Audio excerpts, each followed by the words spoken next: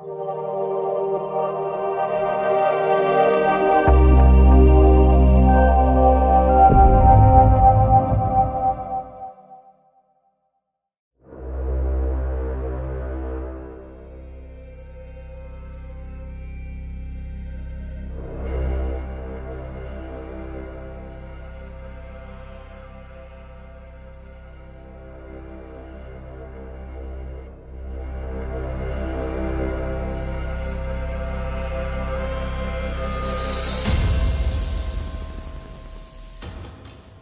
know, Gallup recently did a survey and they asked children from grade 5 all the way through grade 12 one question: how strongly do you believe you're going to find an amazing job once you graduate? And what was interesting were the results. 70% of little girls in grade 5 said, I believe I'm going to have an amazing job when I graduate.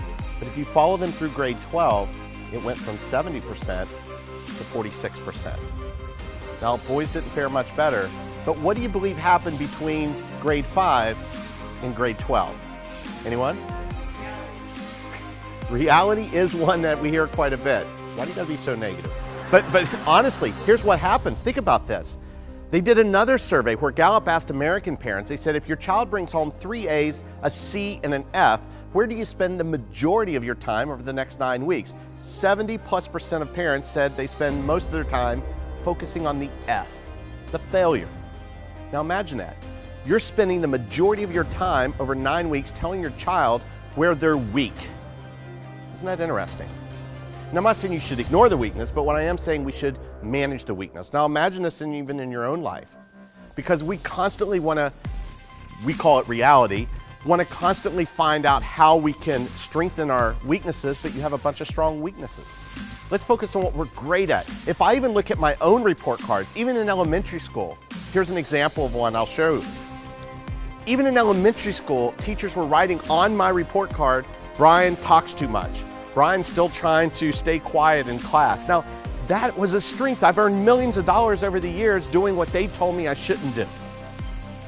Isn't that really an interesting way of looking at it?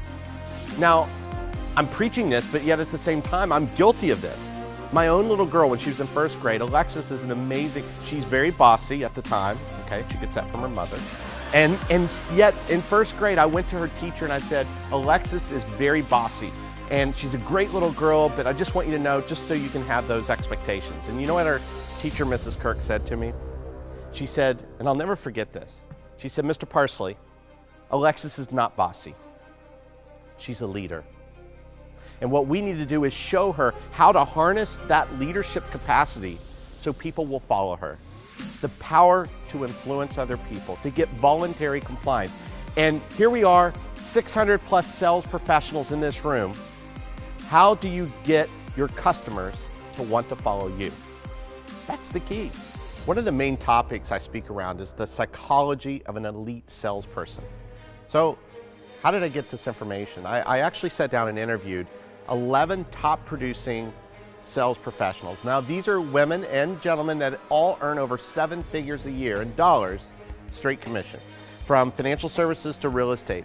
And I wanted to identify and find out what are the traits that they have, and here's what they are. And I thought they were really intriguing. We're gonna deep dive into each one of these for you guys. But as an overview, I want you to understand, number one, they're emotionally detached to every single deal. Now, notice I didn't say they're not emotional, but they're emotionally detached. And it's funny because when you don't act like you have to have it and you're not desperate, it's amazing how people are more attracted to that. They're also very assumptive. They understand that you're going to buy from them. But they also understand that sometimes it could be 4 to 6 exposures before you actually do buy. They're not in a rush. They're not trying to push you into it, but they're prepared. And they ask questions. And questions are actually pretty easy. It's questions that you ask the person, but it forces them to respond in terms of you. Now, what I mean specifically is just asking questions that are going to engage them in such a way that they're going to ask additional questions. You know, I want to share something with you that when you walk out of here, you're going to use. I don't care if you're a manager, sales professional, this is something you're going to take with you forever, and that's how to communicate effectively. In fact, I learned it from when my daughter was 4 years old. I'll never forget, we were pulling into a pharmacy to pick up a prescription. My wife was driving, and my daughter says out of the back seat, out of nowhere, Mom, Where's the effing pharmacy at? My wife pulls her. It's like, I can't believe, what did you just say? And she said, you heard me. I said, where's the effing pharmacy at? And my wife was mad. She's staring at me. I'm like, I don't know, it wasn't me. But what she said next is something you never want to hear from your mother. She said, choose your next words wisely. Now my daughter's upset, 4 years old, she's in the back, and she said, why are you upset, Alexis? And she said, Mom, look at that word, pharmacy. Where's the F in pharmacy? And then we get this awe. And you know the lesson that I learned in business that you're gonna walk out of here with today? It doesn't matter what you say. What matters is what someone hears. And it doesn't matter what you write in that email. What matters is what they read in that email. And that's why it's imperative that you stop sending emails to deliver anything that could potentially be bad news. Pick up the phone. I see it all the time. People, not only do they write the bad email, they carbon copy 15 people, and you're sitting 2 feet away. Get up and talk. You know, be able to communicate. No, but we need to document. Fine, document. But have a conversation, then afterwards, go back and then say, hey, per our conversation, I just want to make sure you understand the things that I'm going to do. It's amazing. And by the way, if someone ever sends you something in this office going forward, you can say, did you mean that, or was that a effing pharmacy? One of the most exciting things I get to do as a father is to have daddy-daughter dates. And if you have a daughter, you understand what I'm saying. And October of last year, my daughter said, Dad, I want to go to Disney World. And I said, absolutely. So she and I flew down there, and I know it was October because it was Breast Cancer Awareness Month, and the people at Delta Airlines were raising funds for breast cancer. So on the flight down, she was making jewelry. She makes these little rubber bracelet things, and she was making that, and the flight attendant came by to collect money, and I put $20 in there. My daughter didn't even actually miss a beat. She just kept doing her thing, but the lady stopped and said, excuse me, she said, do you make jewelry? And she said, I make these little bracelets and I sell them for $1.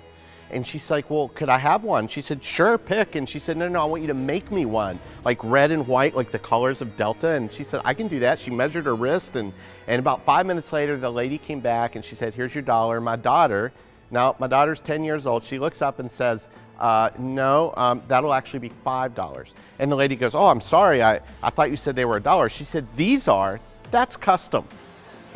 And the lady said, oh, you're so cute, what is your name? And she said, here's my card. And she handed her her business card. See, I don't know where she gets that from, right? So, but she's a little entrepreneur, and I thought, how amazing. She didn't apologize, she didn't back down, she knew her price, she stuck with it. But here's why I'm sharing this with you. We talk about the power to influence other people, and one of the most powerful ways is unintentionally. Because on the trip back, one of the flight attendants, one seat got upgraded, one didn't, just to kind of give you some context here. I'm sitting in row 20 something. The flight attendant comes back halfway through the flight, says, is your daughter sitting in row 3C? And I said, yes, well, it depends. You know, she's a little cheeky. And she said, well, I just want you to know your daughter's the only person in first class that gave money to breast cancer on this flight, and she put $5. So I share that with you for a couple of reasons. She put the $5 back that she made on the trip down, right? But I share with it for two real reasons. Number one, because I'm a great father. But number two, and probably the most important part, is unintentionally, I was influencing my daughter when I gave. Isn't that interesting? I didn't even notice. She certainly, I didn't think, noticed. But unintentionally, my actions, and think about this in your job, sometimes your inactions, are influencing other people, building your reputation, your brand, your company's brand, being able to close more deals because you're focusing on serving others. Does that make sense? You know, I have a friend of mine, his name is Andrew, and he's about this tall. One of the top 3 most unattractive men you've ever met your entire life. Now I know, in the South we say, bless his heart. But here's the most amazing thing. Andy actually dates some of the most beautiful women I've ever seen. In fact, I asked my wife, I said, how does he do that? And she said, he's sexy. I said, sexy? He's a troll. But she said, no, he's just really confident. So I said, Andy, can I go with you one night? I just want to kind of see how you interact. I'm doing this talk for confidence in sales professionals. And he said, absolutely. So I went with him, and he knows. He's like, listen, I know I'm not attractive, but I got game. And he walks in, and he said, pick someone. I go, how about her? Walks right up to her and starts with, hi, I'm Andrew, what's your name? And it was confident. It was 10 times braver than anything I've ever seen before. He was an amazing artist. And it wasn't cheesy like, are you from Tennessee? Because you're the only 10 I see. It wasn't hokey, it was confidence. Because I know when I was single, I was like a hyena looking for the injured animal, the weak one. And that seems to be what happens.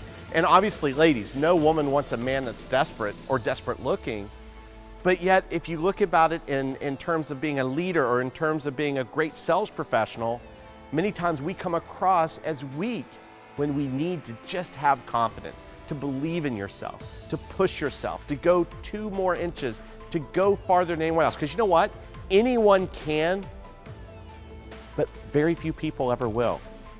And one of the hardest concepts you're ever going to grasp in your career, the hardest concept is telling the truth to yourself. You lie to yourself. You justify, you rationalize on a daily basis. And it's not always the other person. You have to look in the mirror and take responsibility. And that's what makes a professional stay top of his game.